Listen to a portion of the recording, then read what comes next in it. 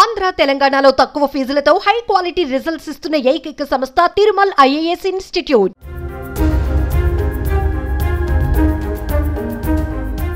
ఆడిపాడే చిన్నారి, బుజ్జి బుజ్జి మాటలు, బుడిబుడి అడుగులు వేస్తూ ఆడుకోవడం,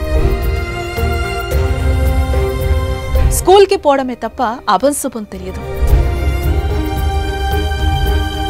కన్నవారికి కంటిపాప దూరమైంది. చిత్తూరు జిల్లాలో 2 రోజుల క్రితం అదృశ్యమైన అస్పియా కథ చివరికి విషాదంతంగా ముగిసింది.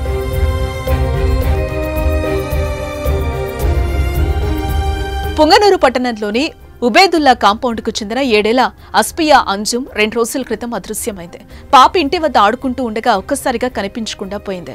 పాప మిస్ అయిన టైంలో కరెంటు కూడా లేదు. ఆదివారం రాత్రి 7 గంటల నుంచి కనిపించట్లేదని పోలీసులకు తల్లిదండ్రులు ఫిర్యాదు చేశారు. అప్పటి నుంచి చిన్నారి గాలింపు కొనసాగుతోంది. డాగ్ స్క్వాడ్ ను రంగంలోకి దించారు. ఎస్పీ మణికంఠ చందోలు ఈ మిస్టరీని ఛేదించేందుకు 3 డీఎస్పీలు, 5 సీఐలు, మరో 5 ఎస్ఐలను ఏర్పాటు చేసి మొత్తం 11 టీంలతో గాలింపు చర్యలు చేపట్టారు.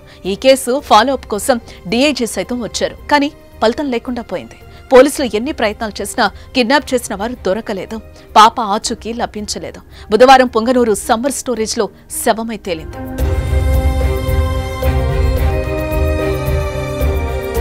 పాప మృతితో తల్లిదండ్రులు కన్నీరు మున్నీరవుతున్నారు. ప్రాణానికి ప్రాణంగా చూసుకున్న పాప నీటిలో శవమై తేలడాన్ని కన్నపేగు జీర్ణించుకోలేకపోతోంది. గుండెలు అవిసేలా రోధిస్తున్నారు.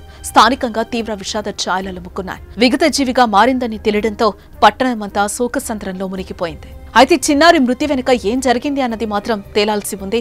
పాప తండ్రి ఫినాన్స్ వ్యాపారం చేస్తున్న నేపథ్యంలో ఆర్థిక లావాదేవీల కారణంగా ఎవరితోనైనా విభేదాలు ఏర్పడుంటాయా అన్న కోణంలోనూ పోలీసులు విచారణ చేస్తున్నారు.